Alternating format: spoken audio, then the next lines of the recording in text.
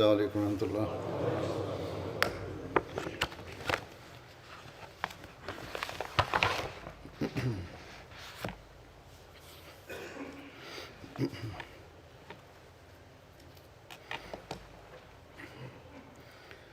أشهد أن لا إله إلا الله وحده لا شريك له وأشهد أن محمدا عبده ورسوله أما بعد فأعوذ بالله من الشيطان الرجيم بسم الله الرحمن الرحيم الحمد لله رب العالمين الرحمن الرحيم مالك يوم الدين إياك نعبد وإياك نستعين اهدنا الصراط المستقيم صراط الذين أنعمت عليهم غير المغضوب عليهم ولا الضالين.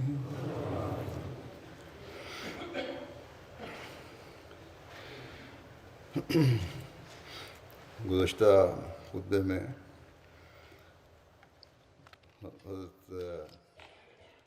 Dans mon précédent sermon, j'avais mentionné Ubadah bin Samit et je n'avais pas pu compléter les récits le concernant. Je présente d'autres récits et d'autres incidents à son sujet.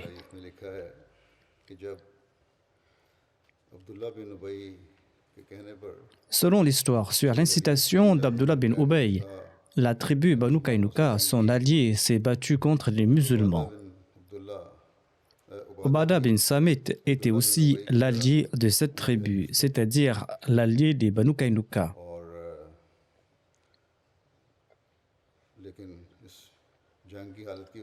Mais en raison de ce conflit avec les musulmans, il s'est démarqué de cette tribu et il s'est affranchi de son alliance avec cette tribu pour la cause d'Allah et pour la cause de son prophète.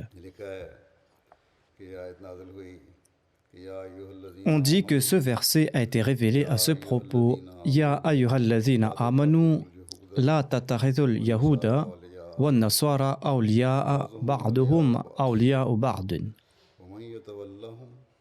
wa man yatawallahum minkum fa innahu minhum inna Allaha la yahdi al-qawma adh-dhalimin. Ô vous qui croyez, ne prenez pas les Juifs et les chrétiens pour amis. Ils sont les amis des uns des autres, et celui d'entre vous qui les prend pour amis est en vérité un des leurs. En vérité, Allah ne dirige pas les gens qui sont injustes. Ceci mérite éclaircissement ici. Ce verset n'affirme pas qu'il ne faut jamais être bienveillant envers un juif ou envers un chrétien, ou qu'il ne faut pas maintenir des liens avec ces personnes. Ce verset affirme qu'il ne faut pas prendre pour amis ces juifs ou ces chrétiens qui combattent les musulmans. Ailleurs, Allah affirme qu'il n'interdit pas aux musulmans d'être bienveillants et d'être justes envers ceux qui ne les combattent pas ou ceux qui ne les ont pas chassés de leur maison, même s'ils sont des mécréants, s'ils sont des juifs ou des chrétiens. Allah affirme à ce sujet: La yanhaakumullahu anil ladhina lam yuqatilukum fid din wa lam yukhrijukum min diyarikum an tabarruhum wa tuqsitu ilayhim. Inna Allaha yuhibbul muqsitin. Allah ne vous interdit pas d'être bienveillant à l'égard de ceux qui ne se sont pas battus contre vous à cause de votre religion et qui ne vous ont pas chassé de vos habitations. Allah ne vous interdit pas d'agir équitablement envers eux. Assurément, Allah aime ceux qui sont équitables. बस यहाँ जो वादे किया गया है ये बताया गया है पहली आयत में कि कमजोर Le premier verset affirme que la faiblesse, la peur et la couardise ne doivent pas pousser les musulmans à maintenir des liens avec des non-musulmans. पर तवक्कुल होना Ce verset affirme que les musulmans doivent placer leur confiance en Allah बेहतर करोगे et s'ils améliorent leur foi, eh bien, Allah sera avec eux.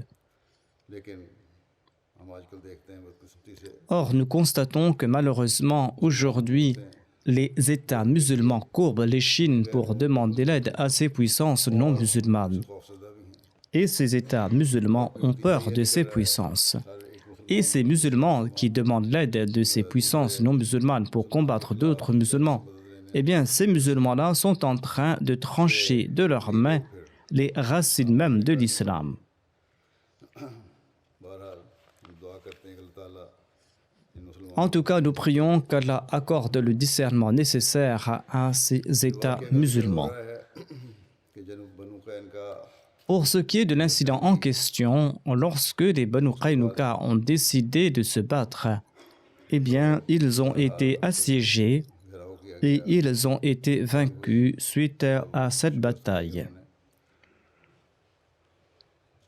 Syed खातमुन नबीन में इस वाक़े का मुख्तलिफ तरीक़ों La Sirat Khatam al-Nabiyyin évoque cet incident à la lumière de plusieurs récits. के इस जंग के बाद जब उनकी Après la défaite des Banu Qaynuqa, eh bien, ils ont été contraints à l'exil.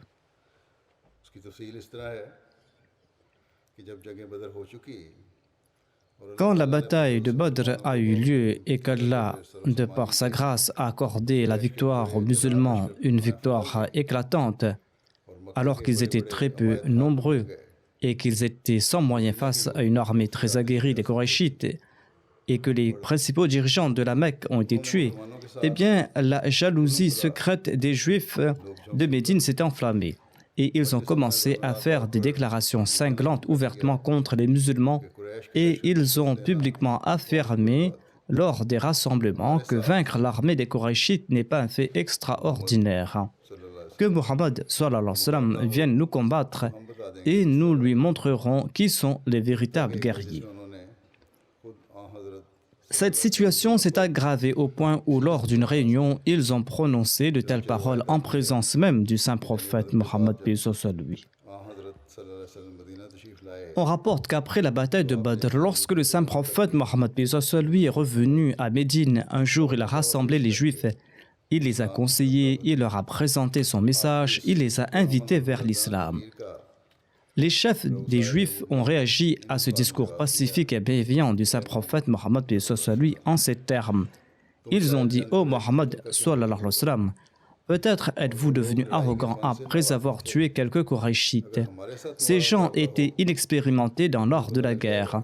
Si vous vous battez contre nous, vous saurez à coup sûr qui sont les véritables guerriers. Ces Juifs ne se sont pas contentés d'une simple menace, mais il semblait même qu'ils ourdissaient des complots pour assassiner le saint prophète Mohammed sallallahu alayhi wa sallam. आती है कि जब On raconte qu'à l'époque, un fidèle compagnon du nom de Talha bin Bara était sur le point de mourir. Il a conseillé à ses proches que si je meurs la nuit, n'informez pas le saint prophète Mohammed paix soit lui à propos de ma prière funèbre. कहीं ऐसा ना हो J'ai peur qu'un malheur ne s'abat sur le saint prophète paix soit lui des Juifs à cause de moi. रात के वक्त तशरीफ लाए C'est-à-dire, attention, que les Juifs ne s'attaquent au saint prophète lorsqu'il sortira la nuit pour la prière funéraire. बदर के बाद यहूद ने खुल्लम खुल्ला C'est pourquoi, après la bataille de Badr, les Juifs ont ouvertement commencé à fomenter des troubles. Les Banu Qaynuqa étaient les plus puissants et les plus braves parmi les Juifs de Médine, et c'est pour cette raison qu'ils ont violé le traité en premier. Les historiens écrivent que parmi les Juifs de Médine, les Banu Qaynuqa ont été les premiers à rompre le traité conclu entre eux et le saint prophète Mohammed sallallahu alayhi wa sallam. बयान हुआ था और बदर के बाद Après la bataille de Badr, ils ont commencé à se rebeller outrancièrement et ouvertement ils ont exprimé leur animosité et leur jalousie à l'égard de l'islam et ils ont rompu leur traité.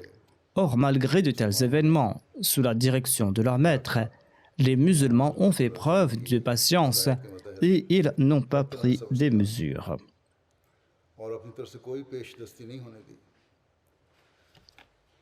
Selon un hadith, après le traité conclu avec les Juifs, le saint prophète Mohammed lui prenait un soin particulier à protéger leurs sentiments. Une fois, une dispute a éclaté entre un musulman et un juif. Le juif a insisté sur la supériorité de Moïse sur tous les autres prophètes. Le compagnon s'était irrité et il a traité durement ce juif en lui disant que le saint prophète Mohammed lui était supérieur à tous les prophètes. Lorsque le saint prophète Mohammed lui en a été informé, il était mécontent et il a réprimandé ce compagnon en disant « Parler de la supériorité des messagers de Dieu les uns sur les autres ne vous regarde pas. » Ensuite, le saint prophète Mohammed lui a mentionné une supériorité partielle de Moïse afin de consoler ce juif. Cependant, malgré cette conduite affectueuse du saint prophète Mohammed lui, malgré sa bienveillance, la méchanceté des Juifs a pris de l'ampleur. Et finalement, ce sont les Juifs qui ont été la cause de la guerre et leur animosité refoulée n'a pas pu être contenue.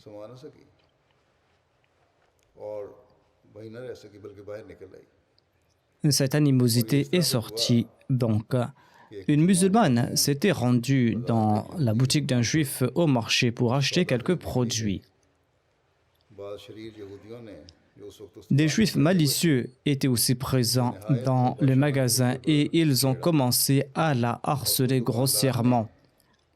Et ensuite, à l'insu de cette dame musulmane, le commerçant a attaché le coin inférieur de sa jupe au manteau qu'il a recouvré avec une épine ou avec un objet de ce genre.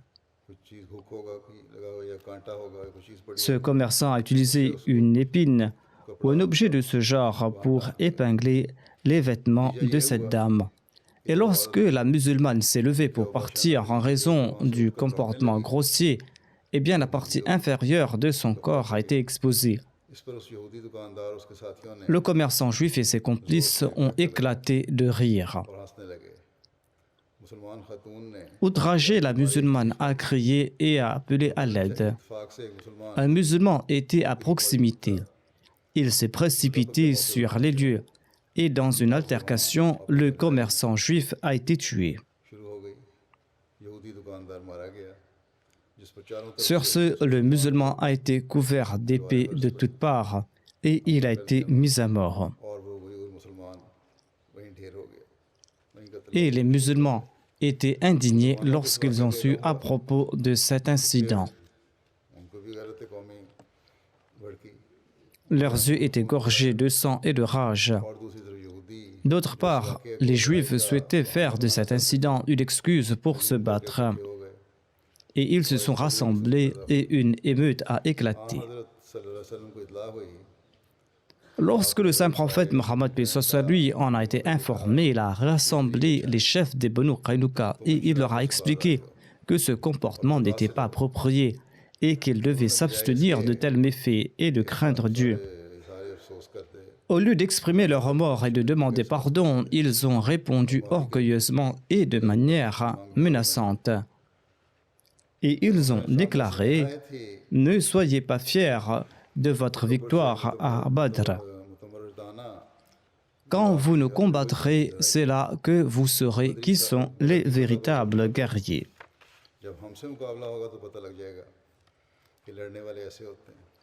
Ainsi donc, sans autre choix, le saint prophète Mohammed lui s'est dirigé vers les forteresses des Banu Qaynuqa avec certains de ses compagnons. C'était là la dernière occasion pour eux d'exprimer leur remords pour leur action condamnable. यहूदियों को चाहिए था Ces Juifs auraient dû donc demander pardon et faire montre de leur remords suite à leurs actions et de tenter de se réconcilier avec les musulmans. Mais ils s'étaient apprêtés à la guerre. Par conséquent, इस्लाम और la guerre a été déclarée et les forces de l'islam et du judaïsme se sont affrontées. के मुताबिक Selon la coutume de l'époque, une autre méthode pour livrer combat était qu'une partie se sécurisait à l'intérieur de ces forteresses et attendait. L'adversaire assiégeait la forteresse et chaque fois qu'une opportunité se présentait, des attaques sporadiques étaient lancées. हत्ता कि या तो मुहासरा करने वाली फौज Cela se poursuivait jusqu'à ce que l'armée assiégeant perdait tout espoir et levait le siège. Et cela était considéré comme une victoire pour les assiégés. जो किले के अंदर के लोग होते थे Mussoorie Sinon incapables de rassembler la force nécessaire pour résister à l'assaut, la force assiégée ouvrait les portes de leur forteresse et ils se livraient aux vainqueurs. जो अंदर थे किले के जो मसूर हुए वो मुकाबले की ताब न लाकर À cette occasion, les Banu Qaynuqa ont utilisé la même tactique et ils se sont enfermés dans leur forteresse. यही तरीका इख्तियार किया Le saint prophète Mohammed sallallahu alayhi wa sallam les a assiégés et ce siège a duré 15 jours. मुहासरा किया किले के इर्द गिर्द से घेर लिया और 15 दिन तक बराबर मुहासरा Et lorsque la force et l'arrogance des Banu Qaynuqa ont été brisées, का सारा eh bien, ils ont ouvert les portes de la forteresse à condition que leur richesse appartiendrait aux musulmans, mais que leur vie et leur famille seraient épargnées. उनकी जानों और उनके अहलो याल पर मुसलमानों का कोई हक Le saint prophète Mohammed sallallahu alayhi wa sallam a accepté cette condition, même si en vertu de la loi mosaïque, toutes ces personnes étaient passibles de mort. Et conformément à l'accord initial, le jugement de la loi mosaïque aurait dû leur être imposé. ये लोग कत्ल कर दिए जाएं और मुआहदे की रूह से इन लोगों पर Cependant, comme il s'agissait du premier crime commis par cette nation, मगर इस le tempérament miséricordieux et indulgent du saint prophète Mohammed paix soit lui n'était pas enclin à un châtiment extrême, आखिरी इलाज होता है un châtiment extrême qui ne devait être imposé qu'en dernier recours. ऐसे बदअहद और मुआनिद कबीला का मदीना में रहना भी Cependant, permettre à une tribu aussi perfide et rebelle de rester à Médine n'était rien de moins que de nourrir un serpent chez soi. के बराबर था Et cela était encore plus grave, d'autant plus qu'un groupe d'hypocrites d'Aws et de Khazraj était déjà présent à Médine et que de l'extérieur aussi, l'opposition de l'ensemble de l'Arabie avait profondément affligé les musulmans. En de telles circonstances, l'unique jugement du saint prophète Mohammed paix soit lui était que les Banu Qaynuqa quittent Médine. जुर्म के मुकाबले में En comparaison à leurs crimes et compte tenu des circonstances de cette époque, il s'agissait là d'une peine qui était très légère. और दरअसल इसमें सिर्फ खुद De plus, le but de cette punition était d'assurer la sécurité de Médine. कि मदीना के लोगों की मदीना के मुसलमानों की Le but était d'assurer la sécurité des musulmans de Médine. दोष अक़वाम के नज़दीक Sinon, pour les tribus nomades d'Arabie, il n'était pas inhabituel de se déplacer d'un endroit à un autre, surtout étant donné que cette tribu ne possédait aucune terre, aucune propriété sur son territoire. सूरत में ना हों जैसा कि बनु कैनुका की En effet, les Banu Qaynuqa ne possédaient aucune terre, aucun verger. La tribu tout entière a eu l'occasion de quitter un endroit et de s'installer ailleurs, paisiblement et en grande sécurité. चुनाचे बनु कैनुका बड़े इत्मीनान के साथ मदीना छोड़ के शाम की तरफ चले गए C'est ainsi que les Banu Qaynuqa ont quitté Médine tranquillement et ils se sont installés en Syrie. हज़रत Le saint prophète Mohammed sallallahu alayhi wa sallam a confié la tâche de superviser les arrangements nécessaires associés à leur départ à son compagnon nommé Obada bin Samit.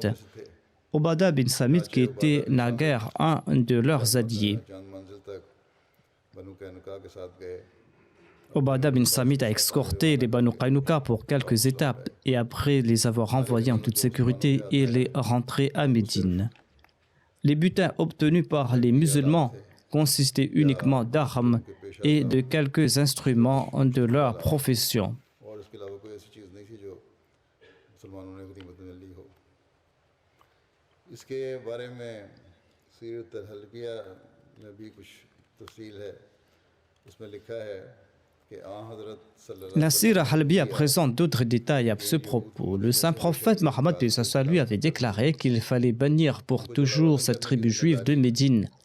Et il avait confié la tâche de superviser leur départ à Obada bin Samit. और यहूदियों को मदीने से निकल जाने के लिए 3 दिन की मोहलत दी। Les Juifs avaient un délai de 3 jours pour quitter Médine et ils sont partis passer ce laps de temps. पहले यहूदियों ने Ils avaient au préalable demandé à Obada bin Samit d'étendre ce délai, mais celui-ci a répondu qu'ils n'auront pas une minute de plus. मगर हज़रत उबादा ने कहा कि नहीं, C'est ainsi qu'ils ont quitté Médine sous la supervision d'Obada bin Samit et ils sont partis s'établir dans les plaines de Namo de la Syrie. उनको जलावतन किया और ये लोग मुल्क शाम की एक बस्ती के मैदानों में जा बसे। हज़रत उबादा बिन सामित थे बहुत सारी दूसरी रवायात। Obada bin Samit a relaté de nombreux hadiths.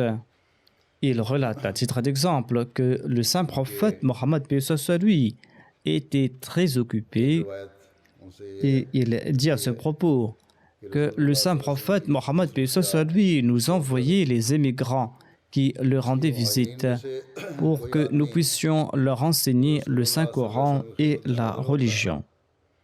तो रसूलुल्लाह सल्लल्लाहु अलैहि वसल्लम Obada bin Samit déclare: un jour, le saint prophète Mohammed lui m'a confié une personne qui logeait chez moi. दीनी तालीम की सिखाओ।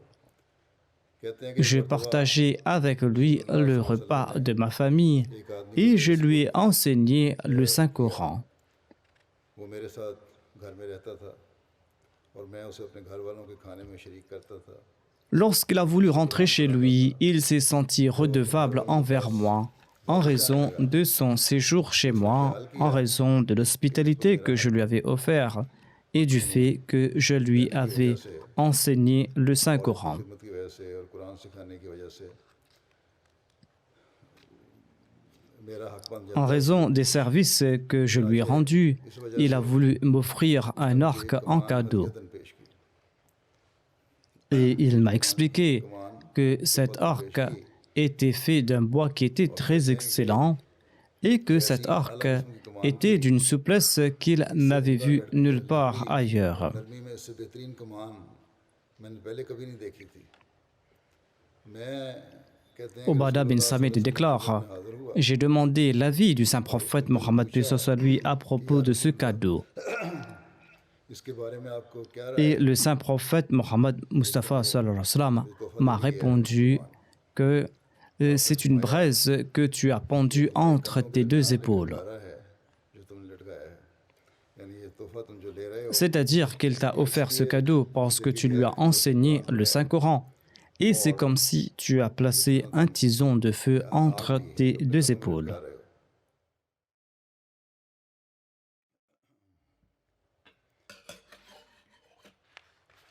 एक और रवायत भी है Selon un autre récit, Obada bin Samit aurait déclaré: कि मैंने अहले सुफा में से j'ai enseigné le Coran et à lire et à écrire à quelques gens des Ashab Soufa. तो उनमें से एक शख्स ने L'un d'entre eux m'a offert un arc en cadeau. मान भेजी। मैंने दिल में ख्याल किया Je me suis dit qu'il s'agissait certes pas d'une somme d'argent. नकद चीज Il ne s'agit pas d'argent ou d'or, mais je pourrais quand même utiliser cet arc pour accomplir le djihad dans la voie d'Allah. नहीं है ना, काम आएगी मेरी। Ce n'est qu'un arc et je pourrais l'utiliser si l'occasion m'est offerte d'accomplir le djihad dans la voie d'Allah. मैंने En tout cas, j'ai demandé l'avis du saint prophète Mohammed à ce propos et il m'a répondu: tu peux accepter ce cadeau si tu souhaites porter un collier de feu autour du cou. आग का एक C'est-à-dire, si tu souhaites porter autour du cou un collier de feu, eh bien, tu peux accepter ce cadeau. इस रवायत से De ce récit, tiré de deux sources différentes, les exégètes ont conclu que le saint prophète Mohammed sallallahu alayhi wa sallam n'avait pas apprécié le fait qu'Obada ait reçu cet arc comme salaire pour avoir enseigné le Saint-Coran. Ainsi donc, ceci doit servir de conseil à ceux qui enseignent le Saint-Coran à titre individuel et qui ont fait de cela leur gagne-pain.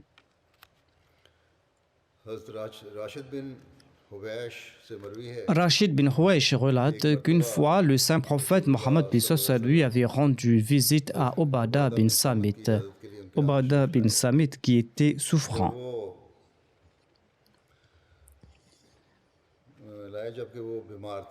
Le saint prophète Mohammed a demandé à ceux qui étaient présents: savez-vous qui sont les martyrs au sein de ma Ummah?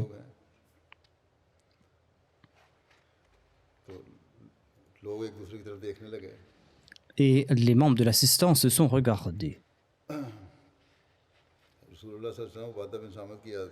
Le saint prophète Mohammed lui était parti visiter Obada bin Sabit qui était malade. Et là-bas, le saint prophète Mohammed lui a demandé: savez-vous qui sont les martyrs au sein de ma Ummah? Et les membres de l'assistance se sont regardés. Obada bin Samit a demandé qu'on le relève afin qu'il puisse s'asseoir. Il a ensuite déclaré: ô envoyé d'Allah, vous demandez qui sont les martyrs au sein de la Ummah.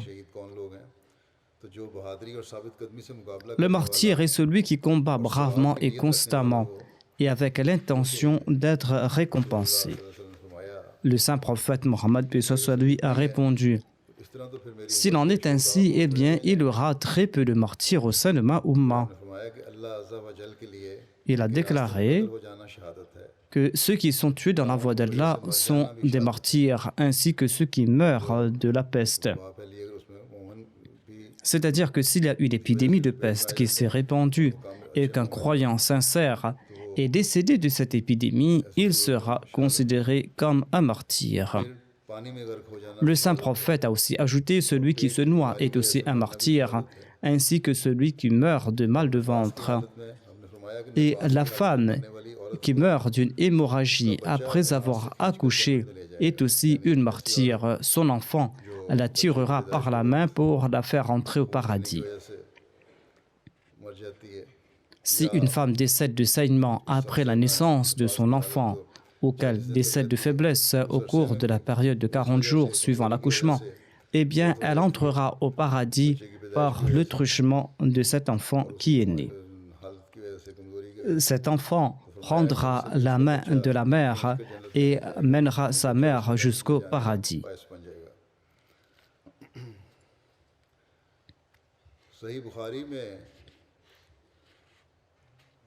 Il existe un autre hadith similaire à celui que j'ai cité et qui était tiré du recueil d'Al-Bukhari.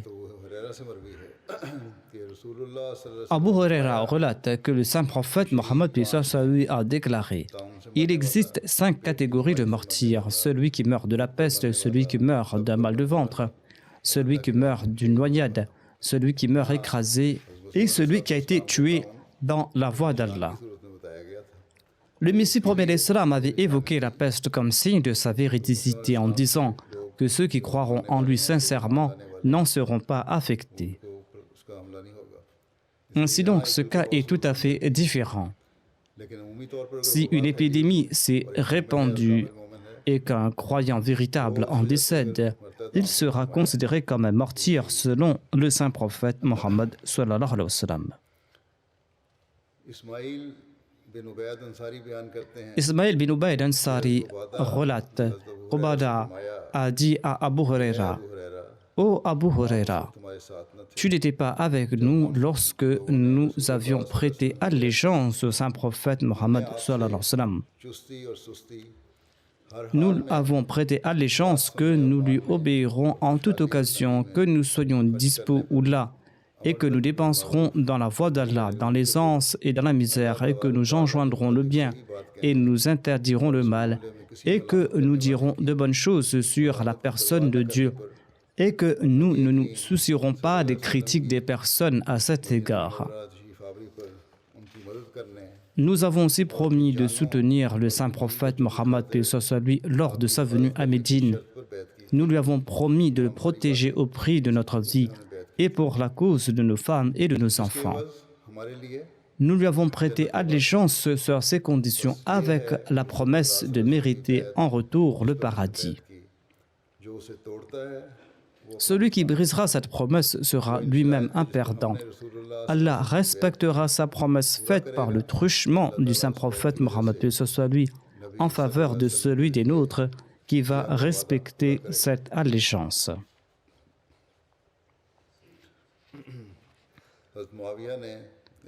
Muawiyah avait écrit à Othman que la population de la Syrie s'était soulevée contre lui en raison d'Ubadah bin Samit. Et il avait dit qu'il devait rappeler Ubadah ou lui-même de la Syrie. C'est-à-dire que Othman devait rappeler l'un d'entre eux, soit Ubadah, soit Muawiyah de la Syrie. Othman a demandé à Muawiyah de renvoyer Ubadah bin Samit à Médine. Ainsi donc, Muawiyah l'a renvoyé. Et quand Ubadah est rentré, Othman est parti le rencontrer.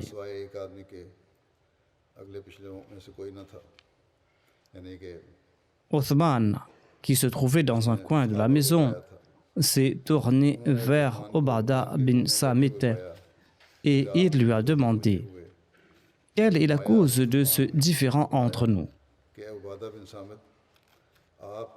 Ubadah s'est tenu devant les autres et il a déclaré « J'ai entendu le saint prophète Mohammed paix soit lui dire qu'après lui, nous serons dirigés par des gens qui nous demanderont d'accomplir des tâches qui nous déplaisent. Et ces dirigeants n'aimeront pas les œuvres qui nous plaisent. » Le saint prophète a dit « N'obéissez pas à celui qui désobéit à Allah et n'outrepassez pas les limites fixées par votre Seigneur. »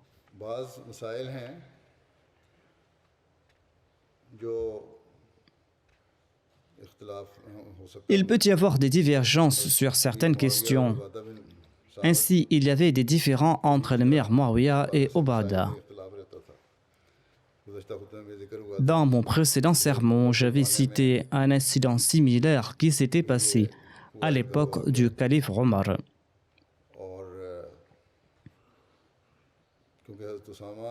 Ubadah bin Samit était un des premiers compagnons et il avait entendu les instructions du saint prophète Mohammed paix soit lui directement de sa bouche. Et il mettait ces instructions en pratique à la lettre et il demandait aussi à autrui à en faire de même.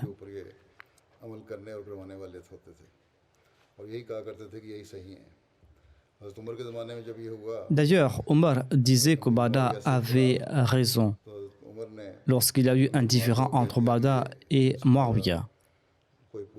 Et lors de ce différend avec l'émir Muawiyah, Omar avait dit à Muawiyah qu'il ne devait pas demander des comptes à Ubadah bin Samit et qu'il devait le laisser faire ce qu'il voulait librement.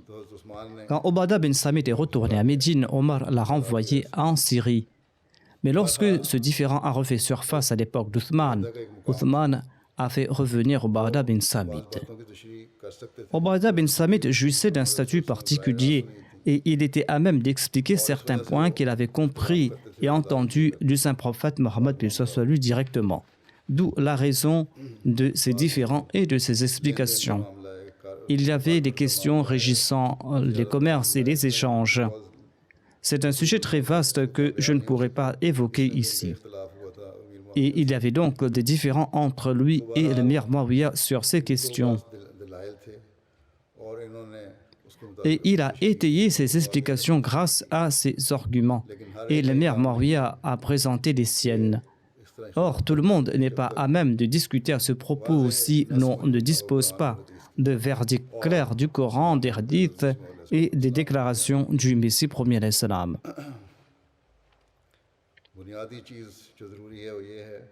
Le point fondamental qu'il ne faut pas oublier est le respect des limites fixées par Allah.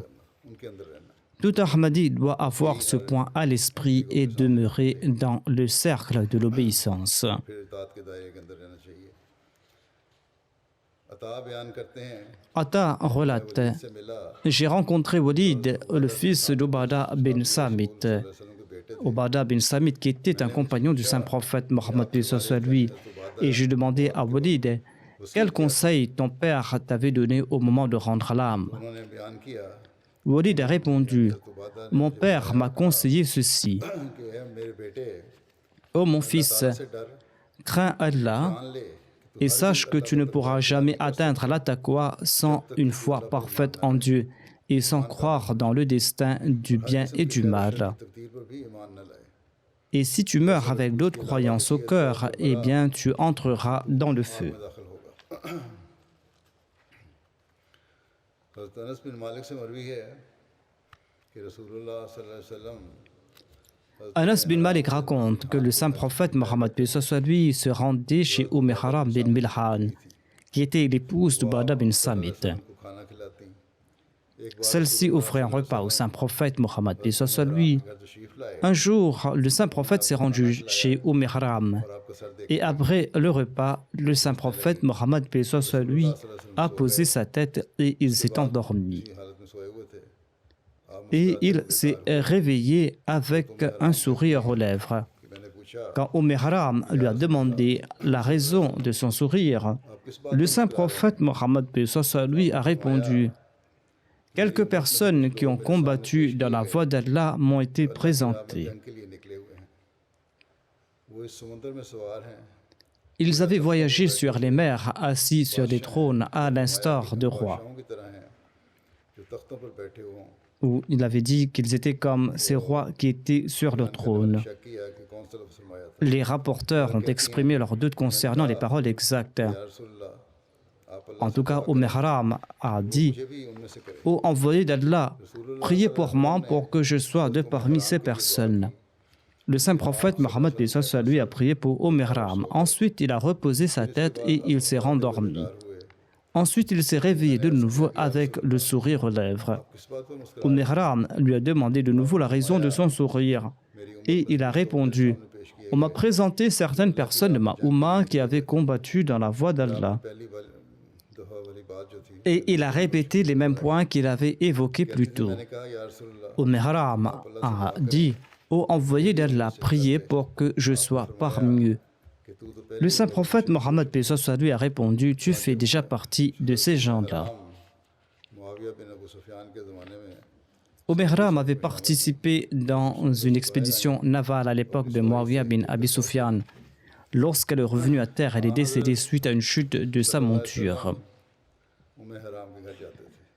Le saint prophète Mohammed paix soit lui visitait la maison Haram parce qu'elle faisait partie de ses parents dits mahram, des parents avec lesquels il ne pouvait pas se marier en raison des liens de consanguinité. Haram était la fille de Milhan bin Khalid. Elle appartenait à la tribu Banu Najjar et elle était la tante maternelle d'Anas. Sa mère était la sœur de Sulaim. सलाम की बहन है। ये दोनों Haram et Sulaim étaient toutes deux apparentées, soit par allaitement ou par d'autres liens, et elles étaient les tantes du saint prophète Mohammed paix soit lui.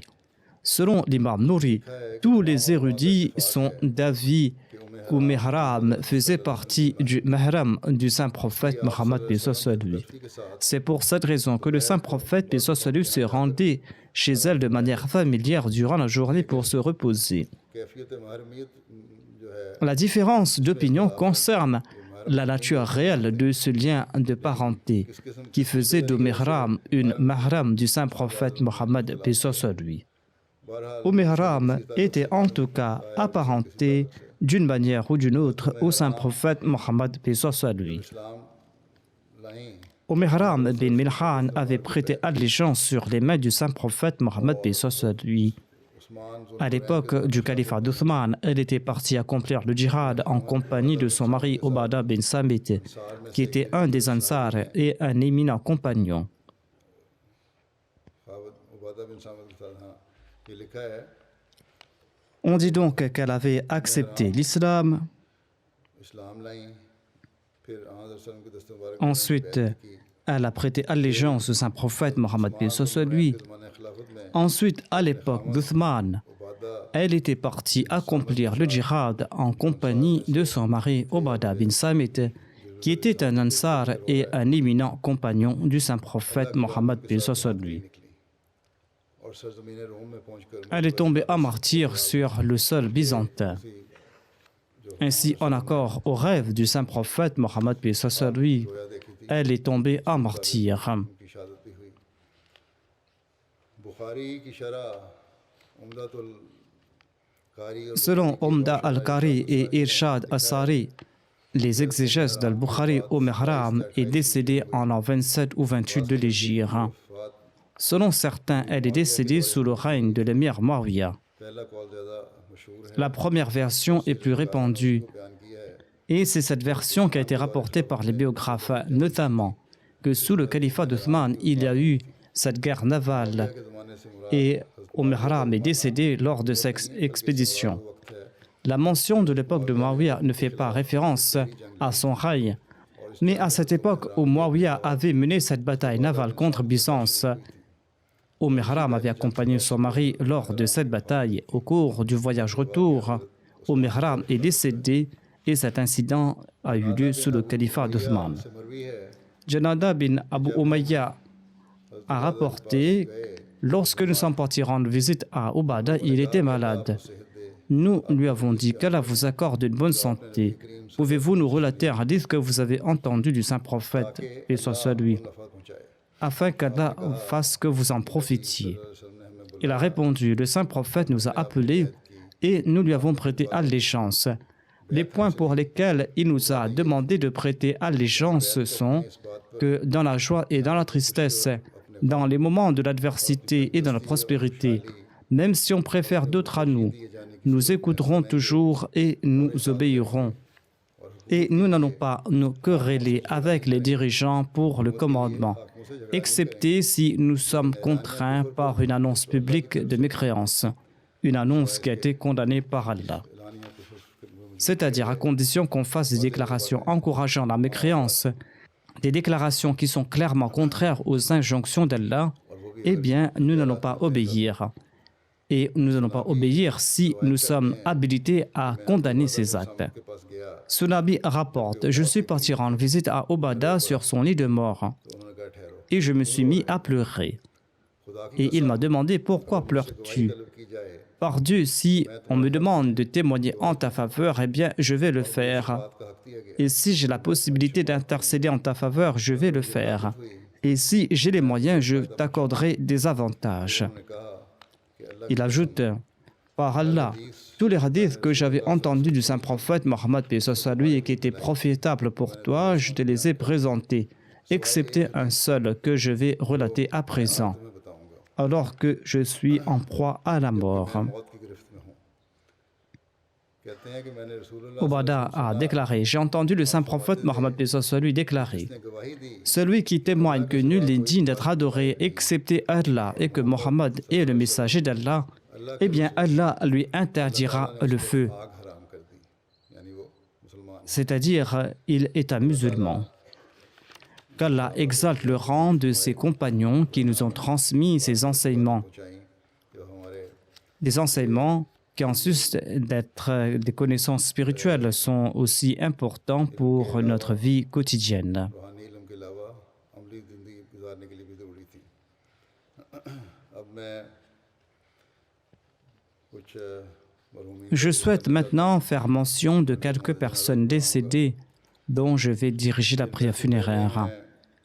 La première personne est Saïd Soukia qui est de la Syrie. अप्रैल को उनकी वफात हुई थी Il est décédé le 18 avril dernier. और उस La nouvelle de son décès est arrivée tardivement. Et c'est pour cette raison que je dirige sa prière funéraire maintenant. C'est à Allah que nous appartenons et c'est à lui que nous retournerons. Le défunt faisait partie des membres les plus sincères et les plus anciens de la communauté. Il avait complété la lecture du Saint-Coran à l'âge de 5 ans et depuis son enfance, il maîtrisait les règles de la récitation du Saint-Coran et il enseignait ces règles de récitation aux membres de la communauté. Mounir al-Husni avait une grande confiance en lui. Le défunt avait fait des études de droit, mais il n'avait pas aimé le métier d'avocat. Et c'est là qu'il a adopté la voie de l'enseignement. Et il était considéré comme un des meilleurs enseignants de son pays. Il a enseigné dans le pays tout entier. Et il avait atteint le poste de directeur d'école. Il aimait prêcher le message de l'Ahmadiyya. Quelques années de cela, lorsque le bureau arabophone a commencé à traduire et publier les ouvrages du Messie premier l'Islam en langue arabe, eh bien, le défunt a lu tous ces ouvrages. Et il disait qu'après avoir été Ahmadi pendant si longtemps, il venait d'apprendre ce que le Messie premier l'Islam disait vraiment à propos de sa communauté et qu'il comprend dorénavant ce qu'est vraiment la Jamaat. Il a aussi ajouté que je commence à apprendre de nouveau ce qu'est l'Ahmadiyya, l'islam véritable. Toutes les personnes qui le connaissaient ont fait part du fait qu'il possédait de bonnes mœurs. Ils ont fait part de sa convivialité, de sa générosité, de son respect de soi. Il aidait les autres sans rien attendre en retour et tous étaient impressionnés par sa personne et tout le monde aimait pour ses qualités. Le défunt se consacrait à son travail, il était jovial, il était un père bienveillant, un mari sincère. Il avait un grand cercle d'amis. Il était régulier dans ses prières et dans ses actes d'adoration. Lorsqu'il obtenait une somme, il payait aussitôt sa cotisation. Parfois, il offrait l'intégralité de la somme en cotisation. Il laissait derrière lui 3 fils et 3 filles. Son fils aîné, M. Mohammed, et son fils cadet, Jalaluddin, sont Ahmadi.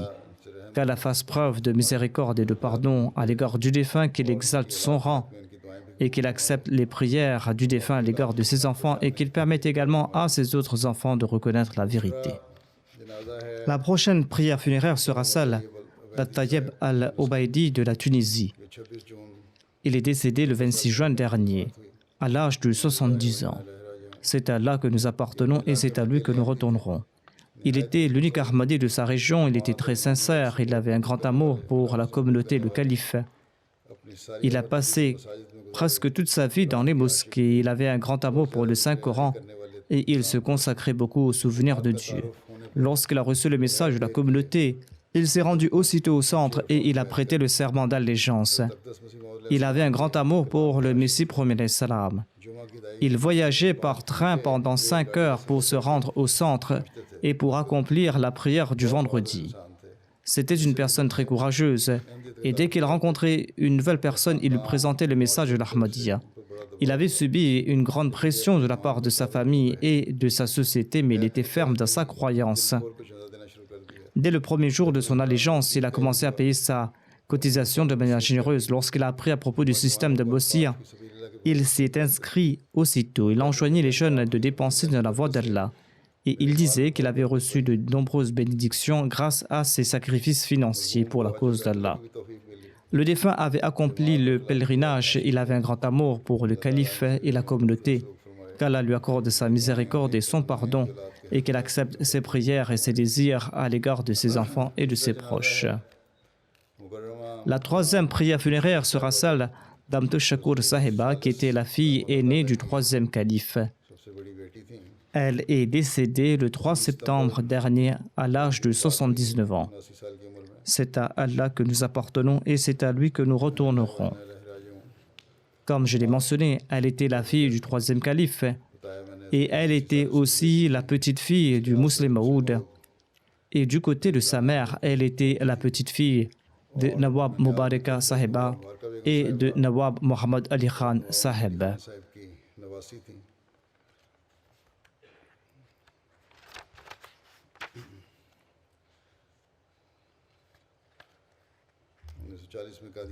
La défunte est née à Qadian en avril 1940.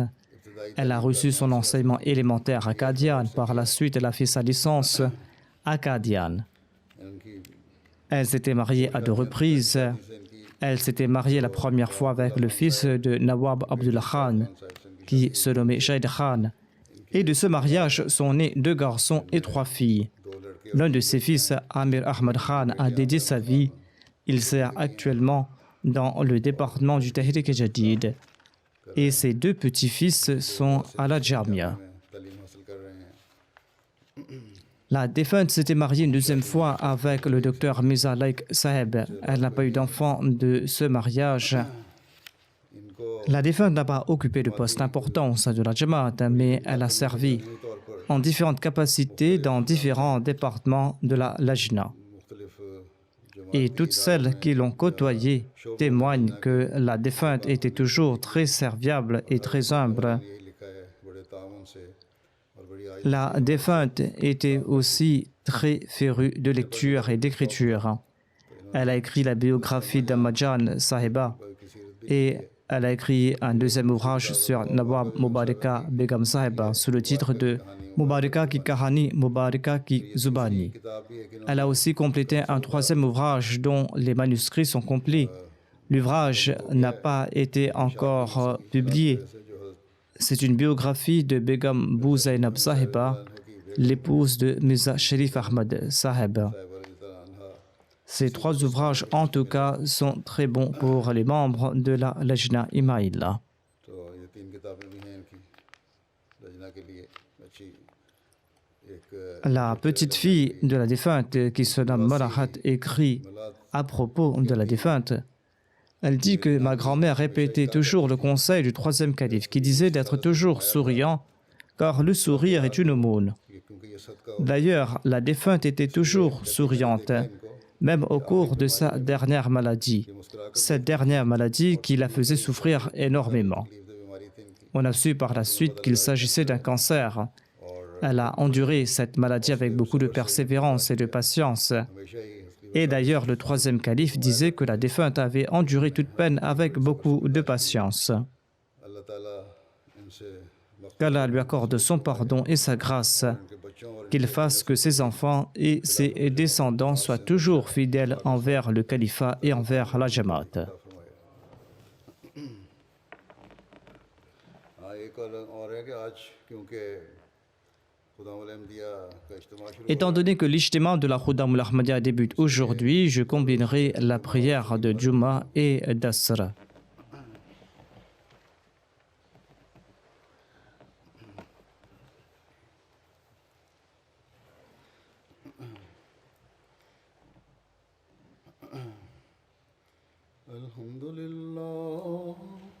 الحمد لله نحمده ونستعينه ونستغفره ونؤمن به ونتوكل عليه ونعوذ بالله من شرور أنفسنا ومن سيئات أعمالنا من يهده الله فلا مضل له ومن يضلل فلا هادي له ونشهد أن لا إله إلا الله ونشهد أن محمدا عبده ورسوله عباد الله رحمكم الله إن الله يأمر بالعدل والإحسان وإيتاء